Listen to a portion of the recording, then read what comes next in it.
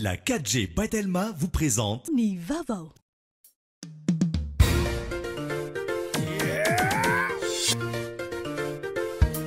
Arahinao ny fampalalam-bavao miaraka amin'ny Spaghetti Francia. Spaghetti Francia, safidiko, safidintsika.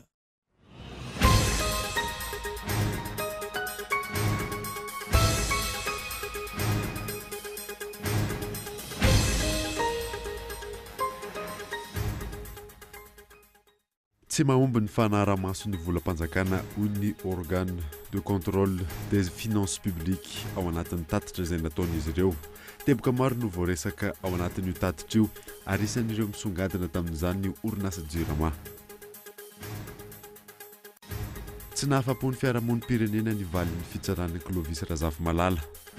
Tiary ny tontolo iainana tamin'ity androany ety, iray tamin'ireo fiampangana azy misa 3 ihany no nahazahoan'ny fahafahana madio ny roa kosa sazy miantona 5 taona sy lamandy 520 tapitrisa ariary.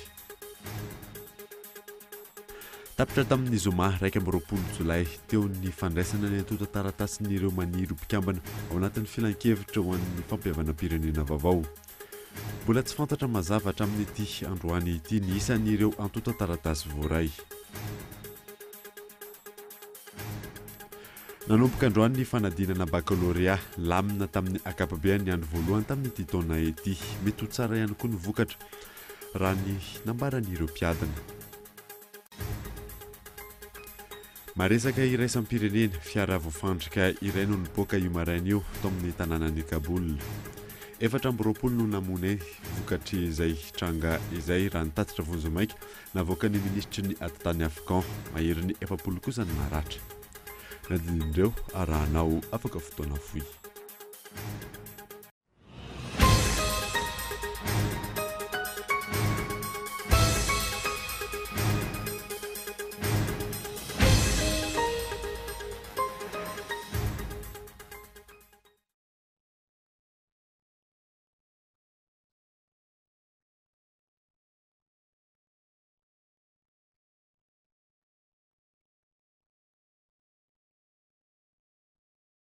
Miaraba tompoko lafinaritra, tompoko vavy miaraba manokana ihany koa an'ireo mpanaraka ny vaovao Angoly TV any amin'ny faritra, indrindra ireo manaraka izany amin'ny alalan'ny FM Toamasina, DSTV Antsiranana ary TN TV Fianaratsoa.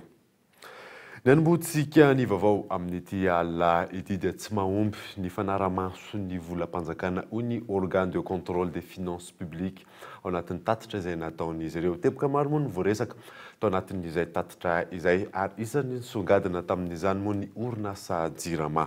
Fanadiny Gaëtan Andriatsilava. Ny tsy fahaiza mitantana ao anatin'ny politika ampitondrana no mahatonga ny Madagasikara ho isan'ireo firenena miha-ratsy toerana aty Afrika. Hoy ireo fiarahamonim-pirenena nanao fanadihadiana momba ny fitantanam-bolam-panjakana eto amintsika. Tsy mahomby ny fanaraha-maso ny volam-panjakana hoy ny OCFP na ny organe de contrôle des finances publiques ao anatin'ny tatitra nataon'izy ireo. Teboka maro ny voaresaka amin'io tatitra io ary isan'ireo nisongadina tamin'izany ny orinasa JIRAMA izay mbola misedra olana goavana hatramin'izao. Taoriny 10 andro nanaovana ny fanadihadiana ny 20 hatramin'ny 1 Mey 2024 no nahitana fa tsy mahomby ireo grupy izay ho faina manodidina ny 20 tapitrisa isam-bolana. Ohatra, tsy miasa ny 5 amin'ireo grupy 7 ampiasain'ny orinasa Madagascar Utility ary iray amin'ireo grupy 12 ho an'ny Agreco. Tsapa nandritra ny fanadihadiana ihany koa ny fanodikodinana tsy miato ny solika amin'ny lalana alehany rehetra hatreny amin'ny fahatongavana eny amin'ny centrale. Manampitrotraka izany tsy fampiny fanaraha-maso amin'ny fandaniana solika sy ny famokarana angovo mifandraika aminy. Araka izany, tokony hovaina ny fanaraha-pivarotana sy ny fanarahana eo amin'ny fanofana grupy efa misy. Amafisina ny fanaraha-mason'ny solika eny amin'ny centrale sy ny fiambenana na ao anatiny na ety ivelany. Olana efa nisy hatr'izay ireo voatanisa ireo ary olombitsy no mahazo tombotsoa aminy. Vaolana efa narosatry ny ela ihany koa ahafahana manarina ny orinasa JIRAMA no natolotra, saingy tsy mbola nisy fepetra ny raisina manoloana izany. Maro ny laza fa tsy tafavoaka ny orinasa JIRAMA. Ao ihany koa ireo milaza fa azo atao tsara ny manavitra ity orinasa panjakana ity raha misy ny finiavana ampivoatra izany. Ny zava-misy aloha ary raha ny rehetra mahita dia ny hoe Ny tsy fahaizana mitantana ao ataon'ny mpitondra no mahafaty ny orinasam-panjakana toy ny Jirama sy ny Air Madagasikara. Tsy hita soritra ihany koa ny finiavana anavotra ireo orinasam-panjakana ireo. Mbola ny vahoaka malagasy hatrany ihany koa no andoha ireo vola tosain'ny mpitondra. Lazay na anarenana ity Jirama ity izay mitetina hatrany amin'ny 700 miliara ariary. Mampanontany tenany maro noho izany ny dikany tatitra sy ny toromarika ataon'ny OCFP toy izao. Raha itoy hatrany ny gaboraraka fa tsy misy fepetra entitra raisina amin'ireo tompon'andraikitra, manao fitantanana tsy mahomby.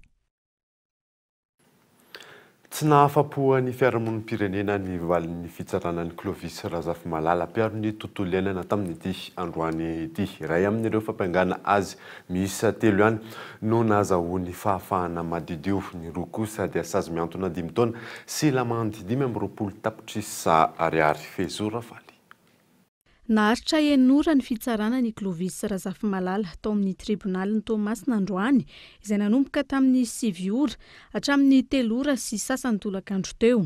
Clovis Razafimalala izay mpiaro ny tontolo iainana, mpikambana ao amin'ny vondron'olona ifotony lampono, maro antsetra ary mpikambana ao amin'ny fiarahamonim-pirenena CNPE. Miisa 3 ny fiampangana azy dia ny fitarihana fikomina, fanimbana Brown District ary fandorana taratasy-panjakana tany maro antsetra. Io fiampangana voalohany io ihany anefa no nahazoany fahafahana mahadiodio raha ny fanazavana. Ny roa hafa kosa nahazoany sazy miantona 5 taona sy fandoavana lamandy 50 tapitrisa ariary zarain'ireo olona 5 voapanga niaraka taminy. Raha ny fanadihadiana tsy nahafapo ny fiarahamonim-pirenena CNPE ny didim-pitsarana ny voaka antony nangatahan'izy ireo ny fanafoanana ny didy. Ambadika politika ihany koa ity raharaha ity raha ny fanazavana. Raha hoe Lery Sokorina ny tompona andraikitra ny serasera ao anivon'ny CNPE no mitondra ny fanazavana. Dia ho anay CNPE moa zany dia tsy afa-po velively zany le valiny satria fitakiana ny fahafahana madiodio no tena fitakiany CNPE.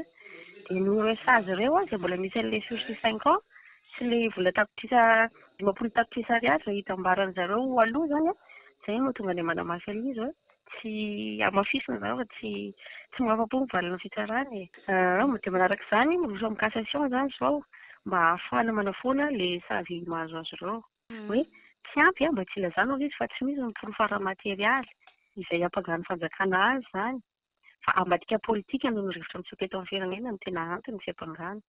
Namoahana didy fampisamborana ihany koa ankoatra izay ilay mpandrarara toe-karenany an-toerana fototry ny olana niteraka ny fikomina.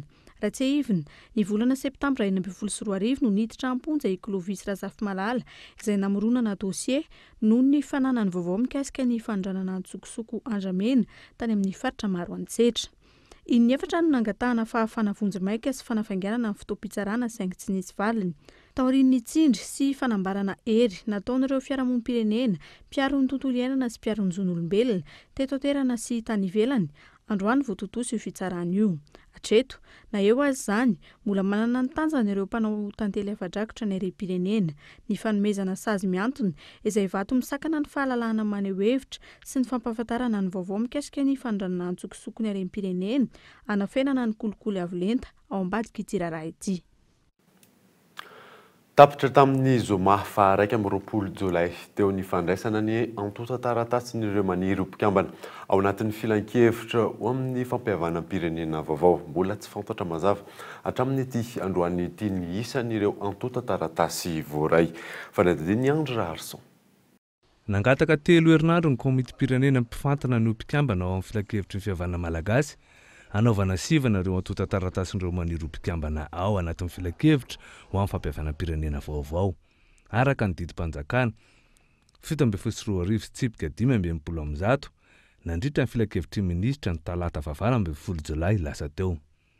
Tsy ahivina nefa fa efa nangataka fanalavala herinandro izy ireo ho fandraisana ireo antota taratasy noho ny antony ara-teknika. Efatra amin'ny folo ny volana Jolay teo nitapitra ny fametrahana ny antota taratasy amin'ireo manam-pandriana hirotsaka ao anatin'ny CFM. Fa no ny antony maro samihafa zany amin'ny afiny ara-teknika fandaminana zany dia nahemitra ny zareo tamin'ny 2 Jolay teo ny fepitoana farany ametrahana ny antota taratasy io.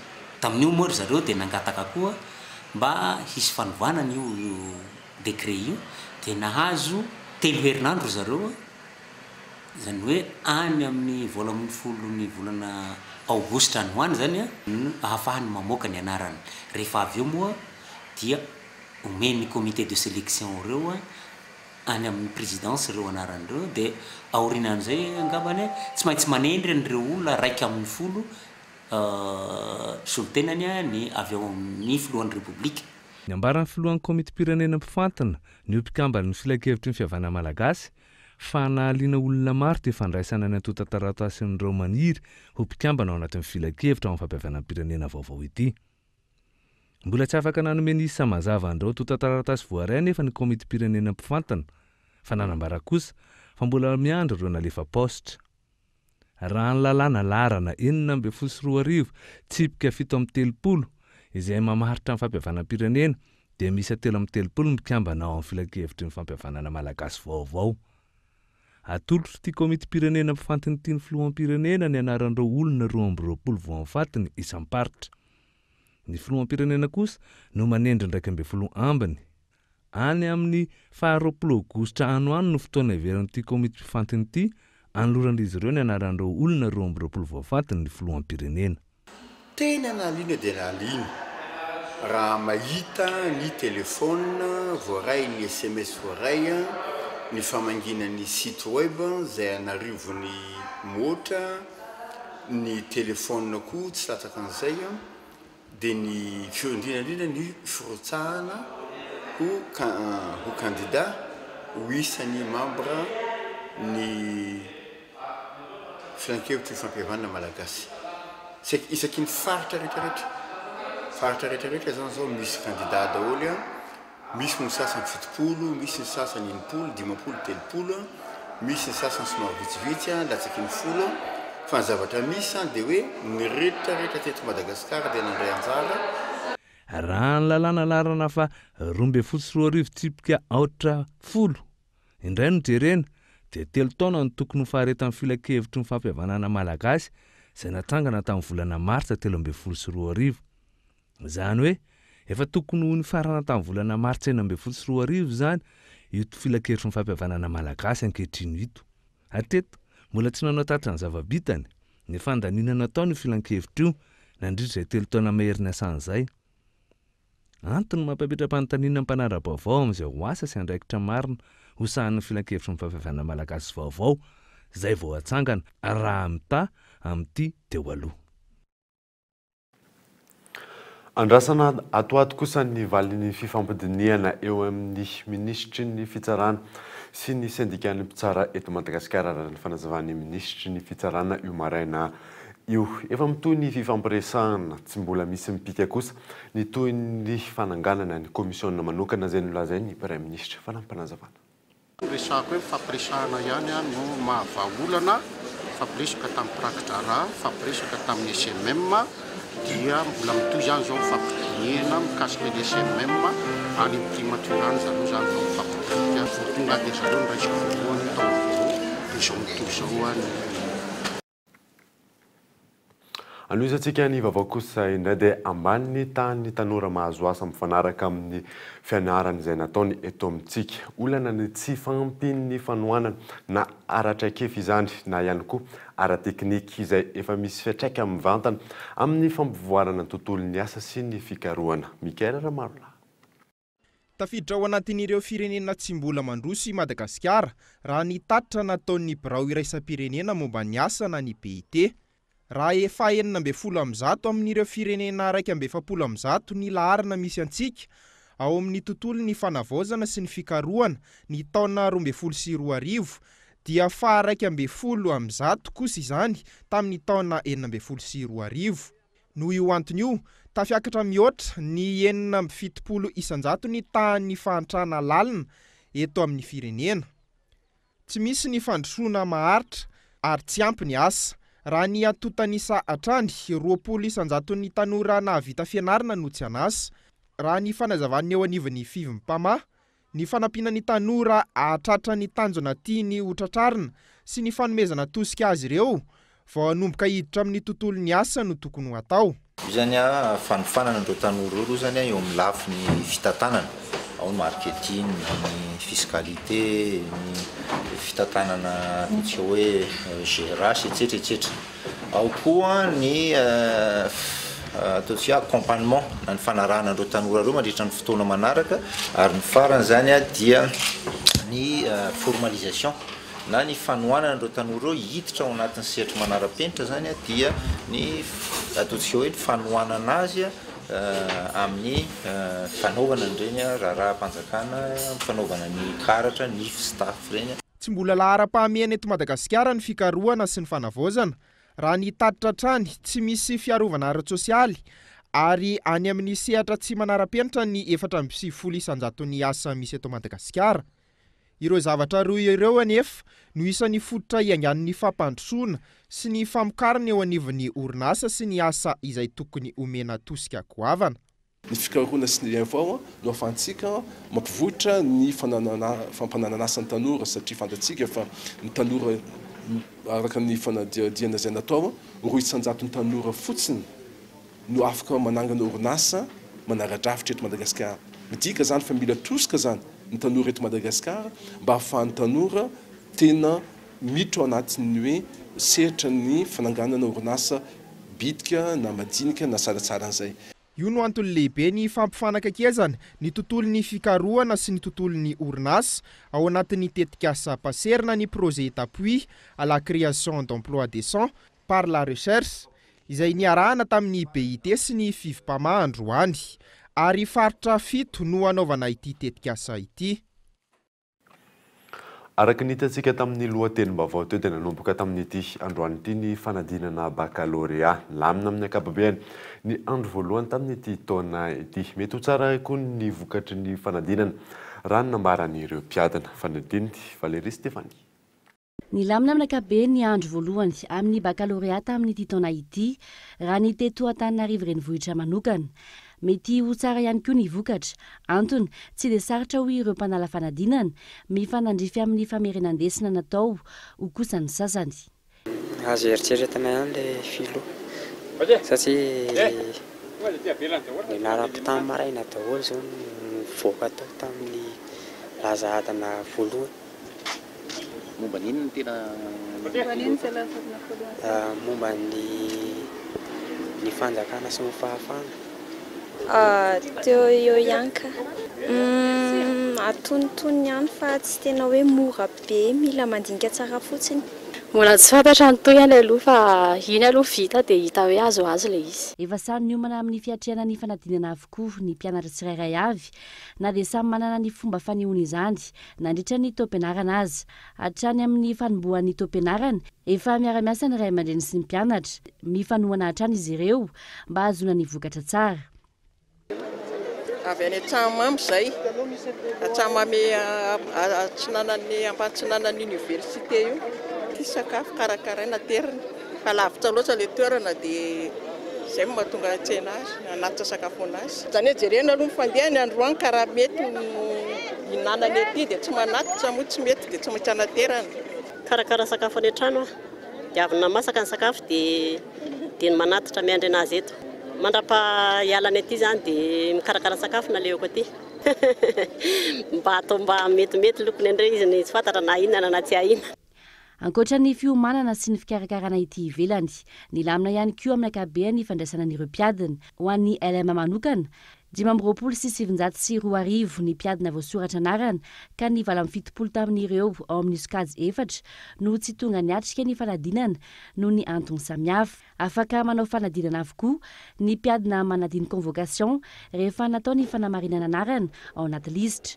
Ireo mpiadana narary kosa efa nisy fepetra manokana raisiny. Fanazavana ety ny chef de centre LMA Rakotondraibe Nicolas Jacques. Ny imprévu kely tsy imprévu fa les candidats ireo le very convocation dia zavatra io nanadino dia afaka micomposé any izy satria izay manana an'ilay fiche dia jerena izy rehefa ao anatin'ilay fiche dia nasao micomposé izy fa raha pitsy izy no tsy maintsy mitondra ny pièce justificatif. Izay ihany ny incident dia misy ankoa ilay ankizy sendra hoe marary dia izay ngamba ny incident nisy anankiroa zao dia voatery napetraka any farany ireny satria nalay mitsangana dia any afarany nofitra nametrahana azy hoe na famadihana ny toerana zay ny sita mety misy.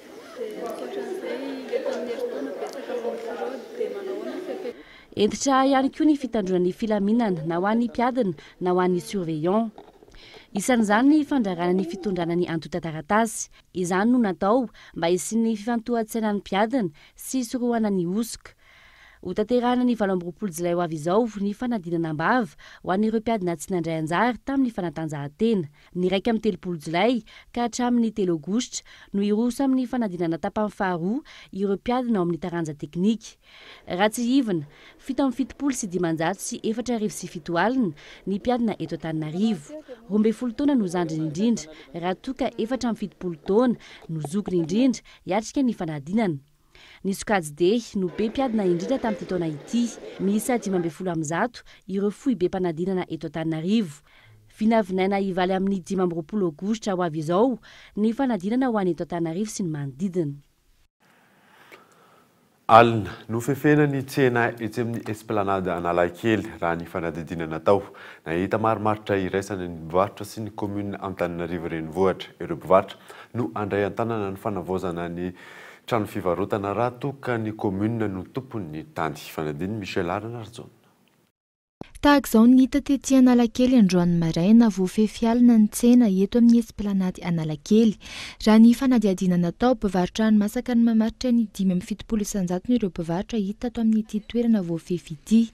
Tetika sain'ny commune ny fanavaozana ny tsena eto amin'ny esplanady raha ny fanazavana androany ary efa ny maro no nanombohany tetikasa ary izao vao tanterahany izany. Nisy ho atao indrindra fivoriana teo amin'ireo tompony andraikitry ny commune Antananarivo renivohitra sy ireo mpivarotra. Nisy ny maromaritra iraisina ka hanomboka raha mpitso ny asa fanavaozana raha ny fanazavana. Tonga teto zany ireo mpivarotra ireo aloha nangataka fiaonana satria ny antony misy ny etaetan'izy ireo zany. Satria efa nanomboka maly zany raha tsika mahita io dia voafefy soamantsara zany le toerana. Dia androany zany izy ireo nanomboka nanala an'le entana. Dia raha vao vita ny fitaoman'izy ireo ny entany avy hatrany tonga dia afaka mampiditra fitaovan'izy ireo ary manomboka avy hatrany koa fananganana ny asa. Manodidina ny 9 ireo tsena voakasika ity fanavaozana ity, fanavaozana ny trano fivarotana, saingy ny tany dia mijanona ho fanana ny commune Antananarivo renivohitra ihany. Ireo mpivarotra ireo ihany no andray an-tanana izay fanavaozana izay. Araka fahitana fa voafefy ny esplanade dia nangataka izay fiaonana amin'ny commune tato dia nangataka izay hoe amena place provisoire zay ahafahanay manao kely ny asanay dia nahazo place zay. Izay moa zany namena place dia ny asa tanterahana ataonay mandritra ny 3 volana dia miverina amin'ny asa indray saka fa vita ny trano. Ihany no manao azy dia izay ihany no miverina avy. Ihany no mo-investir ny fanamboarana trano. 35 millions à 40 millions eo no FMG no vinavina par box tsiraray avy zay. Fito tapitrisa ariary isaky ny tsena iray ny sara ny fanavaozana mandritra ny herintaona sy tapany kosa dia tsy isa ny vola alohan'ireo mpivarotra ny amin'ny commune. Hatreto izany hanomboka ny asa fanavaozana ireo mpivarotra amoron'ny tsena raha ny fanazavana dia hitadiavana toerana tahaka ny mahazatra. Alohan'ny anarahantsika ny toy ny mahazatra dia anaraka dokavatritsika.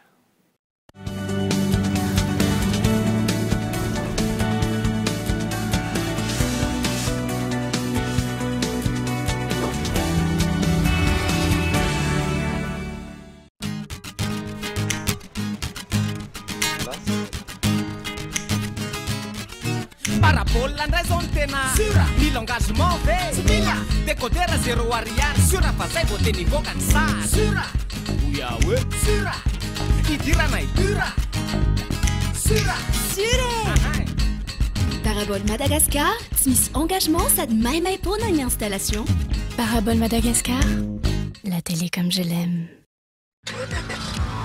Shell Extra Challenge eto Antananarivo ny 20 sivy amby-roapolo 30 jolay. Toy izao ny fandaharam-potoana ho an'Antananarivo. Alatsinainy 4 jolay antsapaka eo amin'ny station Shell Anosy. Talata 10 alarobia 1 jolay fiofanana. Alakamisy 7 zoma 20 jolay lalao fifanitsanana. Sabotsy 7 jolay lalao manasadalana. Alahady 3 jolay lalao famaranana. Ny lalao rehetra dia atao eny amin'ny station Shell Yavoloha.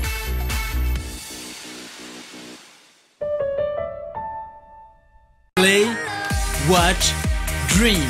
Les vrais cadeaux sont en Telma Shop. Telma, numéro 1 des vrais cadeaux.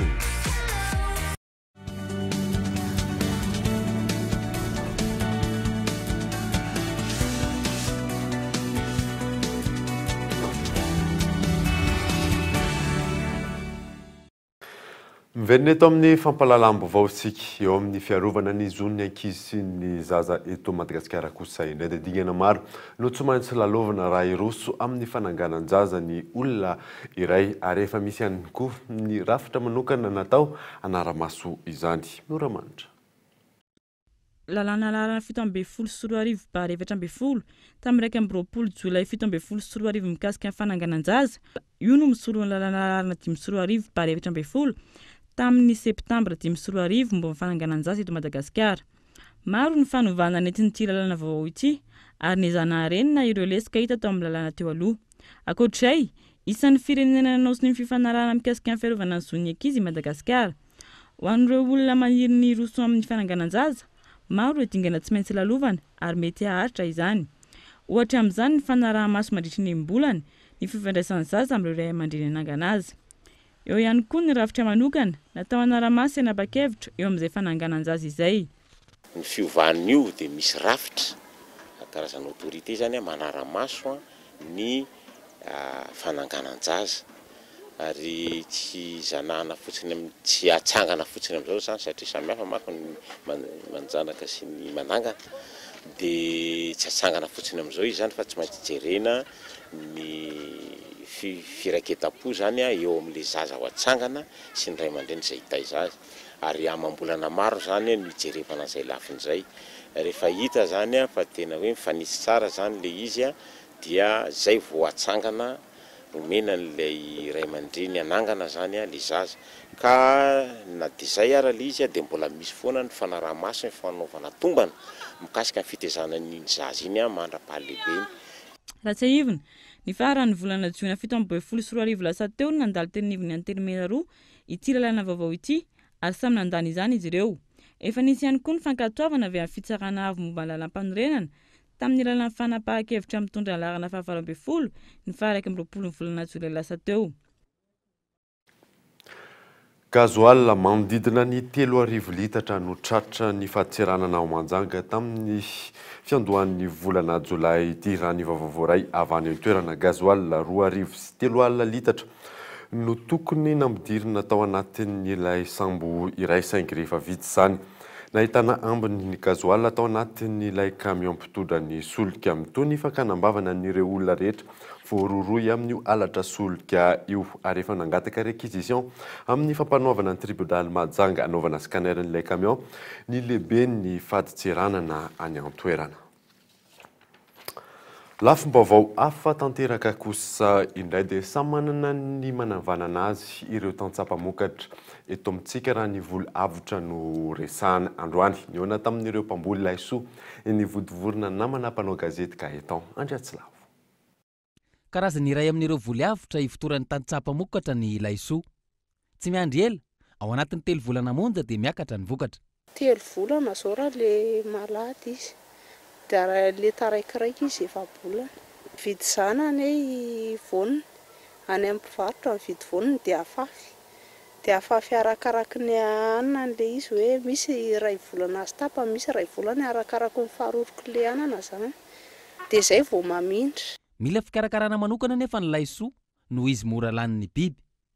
Ny kalitaon'ny vokatra ihany koa no tadiavin'ny mpanjifa. Rehefa ao amin'ilay kalitao tsara dia tena tsara no ahazoana tombony. Afindra herinandro izy zao dia mitondra isan'andro. Dia izay zany vao minelanelana le izy. Aina aloha le manao an'ilay izy tena aina. Tsy maintsy tomina ansina izy aloha zany le izy mbola kely. fa rehefa lehibe hitanareo zao izy hoe vao manao pompy dia vetivety izy dia efa miakatra satria ampy rano. Manampy ny famatsinany renivohitra ny vokatra laisoa avy any Votovorona. Tsy ny eto Antananarivo ihany, manondrana any amin'ny faritra ihany koa izy ireo, toy ny any Mahajanga, Toamasina sy ny faritra avaratry ny Nosy. Ho an'ireto fianakaviana ireto, ny fanaovana voly avitra ihany no imasoana. Mahavelona ny asa hoy ny raim-pianakaviana. Raha ireto laisoa ireto ohatra, mandany hatrany amin'ny 10,000 ariary ny fikarakarana ny taniny iray, manomboka amin'ny famafazana hatramin'ny fiotazana. Tafiakatra ray tapitrisa ariary zany ao anatin'ny 3 volana, fotoana fiakaran'ny vokatra. Izy aloha zao raha tena tany iray lehibe ohatran'izao mety lany any amin'ny 10 sanao dia zay vao vita daholo zay momba iray manontolo zay dia io raha mba mamoaka kely ianao hoe 5 millions raha mivarotra maheriherikely kokoa zay. Zay zany tena izy koa mila vola zany tena marina fa tsy dia hoe aina izy fa vola ihany koa miasa. Zezika ao anatiny, zezika amin'ny fanondroana ao anatiny daholo zay. Dia tsy maintsy ianao koa tsy maintsy mandalo foana isan'andro amin'ile manala le zavatra mavomavo amban'ny anan'iny.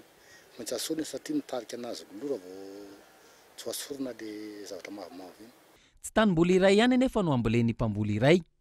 Misy hatrany amin'ny 10,000 na hatramin'ny 30 aza. Tsy manatona tsena intsony izy ireo. Ny mpividy avy hatrany no tonga miaraka amin'ny fiara vaventy. Tsy mivarotra atsinjarany ihany koa ireto fianakaviana ireto. Tsy mivaingana ny vola hoy ny valitenin'izy ireo raha amidy atsinjarany. Ny volana Jiona sy ny volana Jolay ny fotoana fiotazana ny laisoa.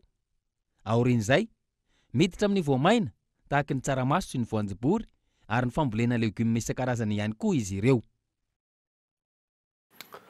Ny sokatra androany kosa ny fisoratana anarana amin'ny fifananana marathon international de Tana andian'ny faha-17 amin'ny ity taona ity izay karakarain'ny All Trade Center sy ny Vima ary izay ho tanterahana moa ny faha-14 sy 15 ny volana Oktobra ho avy izao. Hetsika izay tafiditra ao anatin'ny fanamarihana ny journée verte ny Alahady fa 15 ny volana Oktobra.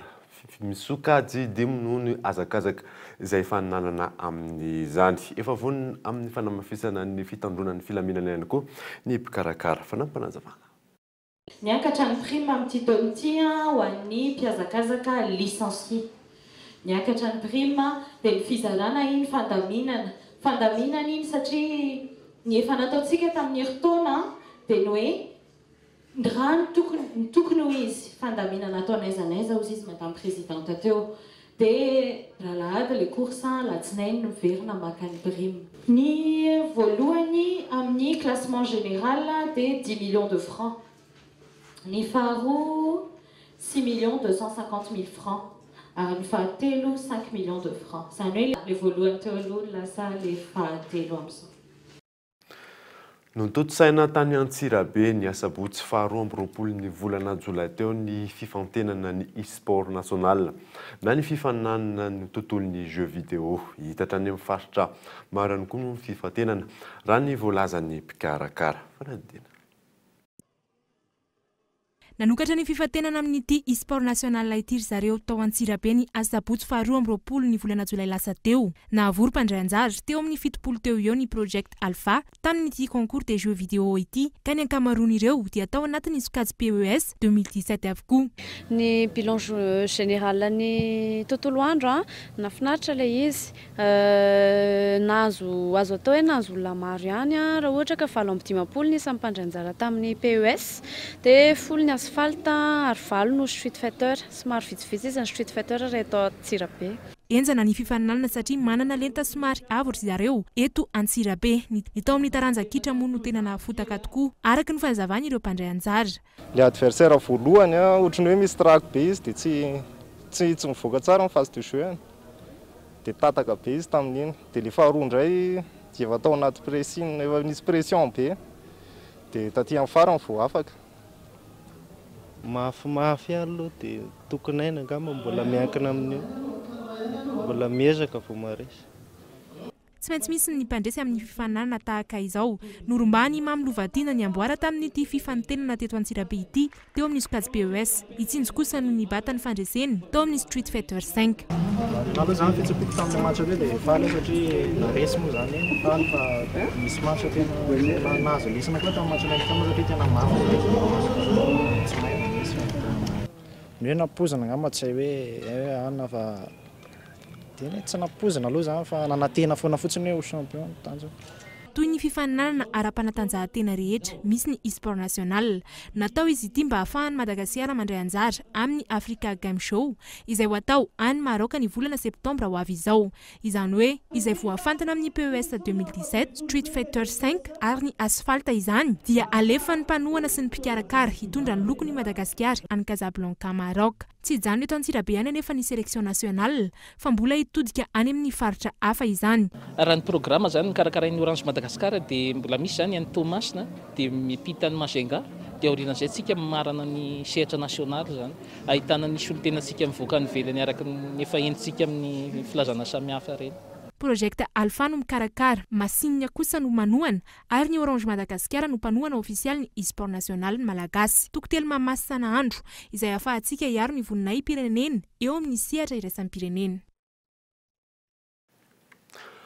Manohy ny lalany kosa ny Bariany Madagasikara amin'ny fifananana shanina 2010 rehefa nandresy tamin'ny isa roa ny ohatra ny ekipa pirenena ny Mozambique tamin'ny lalao miverina fanadinda lehilahy Ratondrarson Ny voakompandresy tamin'ny isa mazava rono tsy misy nanolona ny Mozambikiana ny Bariany Madagasikara ny alahady teo nandritra ny lalao miverina tamin'ny fifantsanana iakarana ny amin'ny tranona 2010 raha ny vaovao voaray nisaraka adsala samy tsy nisy ny tokony rotota teo am-pialan-tsasatra napiditra ny baolina voalohany ho an'ny Malagasy kosa tany amin'ny minitra fa 12 ibel izay nampininjiva tany amin'ny minitra fanampiny ka naharoa ny isa ho antsika Malagasy efatra no roa araka izany nandavony ny Malagasy Mozambikiana satria raha tsy aivina dia nisaraka adsala rono ny fiona ny rotota ny alahady fahenina 12 ny volana Jolay teo nandritra ny lalao mandroso ny Bariany Madagasikara araka izany no manohy ny lalany any amin'ny fihodinana fahatelo amin'ny ity fifaninana ny tranona 2010 ity tsy aivina fa nanomboka ny fahatelo ny volana Septambra taona 2010 no makaty lalao folo tsy nisy faresena no azo ny Bariany Madagasikara fandresena ny fito tamin'izany ary adsala kosa ny telo laharana fa 7-20 eo amin'ny filaharany FIFA no misy antsika Malagasy amin'izao fotoana izao voalohany eto amin'ny Océan Indian faharoa eo amin'ny faritra Afrika Atsimo eo amintsika eo amin'izany dingana manaraka izany ny volana Aogositra izao ny ekipa pireneny Angola ankilany teo amin'ny fifaninanana Kozafa Cup sokajy latsaky ny 17 taona lavo ny Mozambikiana tamin'ny isa rono tsy misy ny Bariany Madagasikara latsaky ny 17 taona mbola manana lalao iray izay ionany amin'ny Afrika Atsimo kosa nefa izy ireo amin'ny talata izao Mitony fiadinan'ny tompon-dakany Analamanga eo amin'ny taranja baolina lavalava izay nitotosaina moa teny amin'ny kianjabe ny Mamasina ny alahady teo fanadina Nizotra tsy nisy sakatsakana avokoa ireo fianana rehetra ny karakarain'ny ligna Analamanga ny taranja baolina lavalava teny mikianjaben'ny Mamasina ny alahady teo lalao izay tafiditra indrindra ao anatiny andro fahatelo ny fifaninanana namarana ireo fianana rehetra ny lalao teo amin'ny TFA sy ny 3FP izay isan'ny tena nandrasana ireo mpakafy nivoaka ho mpandresy tamin'ny isa 17 no 12 teto ny ekipa ny ministera ny fahasalamana na dia ny mpilalao nanaty azo ary no natonga ny baolina entanana voatrindry voalohany akoatra izay teo amin'ireo vokatry ny fionana hafa niondrika teo anatrihan'ny tamma tamin'ny isa 3-20 no 2-20 ny Matadora Nospatrany teo amin'ny lalao voalohany Chemino kosa nivoaka ho mpandresina lona ny 15 family tamin'ny isa 3-20 no 17 ary TFM Ankasana nandresy ny ERC tamin'ny isa 7-20 no 20 araka ny fandaharam-potoana ligna Analamanga dia itoy amin'ny farany herinandro izao ny fifaninanana izay karakarain'izy ireo Maresaka iraisampirenena kosa indray dia fiara voafandrika iray no nipoaka io maraina io tao amin'ny tanànan'ny Kaboul tsy latsaky ny 420 no namony ainy tamin'izay araka ny tatitra votsimaika moa izay navoaka ny ministry ny atotany Afghan maherin'ny 70 no naratra tamin'izany fanadiny eo amin'ny sariny France 24 Nitrangana fipoahany indray tao amin'ny tanàna andrefan'ny Kaboul io maraina io fiara voafandrika iray no nipoaka 420 no maty maherin'ny 270 kosa ireo naratra vokatr'izay araka ny tatitra vonjimaika navoaka ny teo anivon'ny ministerany atany any an-toerana olotsotra sy mpianatra ny ankamaroan'ireo namoy ainy nizotra nanantona akaiky ny fiara fitaterana mitondra ireo mpiasan'ny ministerany angovo io fiara nisy bomby io hoy ny mpitondra tenin'ny ministera Najib Danish. Teo akaiky ny trano fonenan'ny Mohamad Mouakik, mpanao politika iray no nitrangany loza saingy tsy fantatra treto raha toa ka izy no nikendrena tamin'izany. Efa mandeha ny fanadihadiana amin'izao fotoana izao hatreto tsy mbola fantatra ny ambadiky ny fanafiana, tsy fantatra ihany koa raha toa ka asa fampiororona ny tranga. Raha tsy aivina, eritaona taorian'ny fanafiana tany an-toerana iny fipoahana iny, fanafiana izay namoizana ain'olona miisa 420 ary naharatrana olona miisa 300. Ny Eta Islamika no voalaza ho ambadika izay tamin'ny taona lasa. Alohan'ny sarana daverina aminao ireo vaovao songadina tamin'ity alina ity tsy mahomby ny fanaramaso ny volam-panjakana hoy ny organe de contrôle des finances publiques ao anatin'ny tatitra izay nataon'izy ireo. Teboka maro moa no voaresaka tamin'izary andrisan'ny nisongadina ny orinasa Jirama. Tsy mahafapo ny fiaramonim-pirenena ny valin'ny fitsarana ny Clovis Razafimalala mpiaro ny tontolo iainana tamin'ity androany ity. Ray amin'ireo fiampangana azy misa 3 ihany no nahazo ny fahafahana madidio, ny roa kosa dia sazy miantona 5 taona sy lamandy 520 tapitrisa ariary. Ary farany moa dia nanomboka tamin'ity androany ity ny fanadinana baccalauréat lamina tamin'ny ankapobeny ny andro voalohany tamin'ity taona ity. Dia izay mamarana ny vaovao tamin'ity alina ity. Ankasitrany ianao nanaraka izany Soava Mahandry dia avela mampifoda olo tompoko.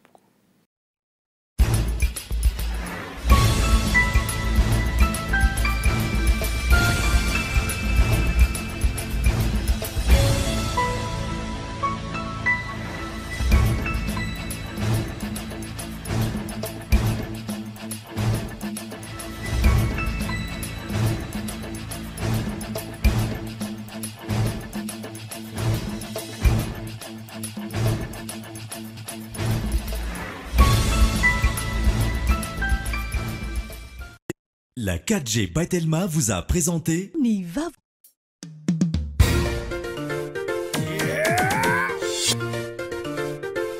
Ny fampalalam-bavao narahinao teo miaraka amin'ny Spaghetti Francia. Spaghetti Francia, safidiko safidintsika.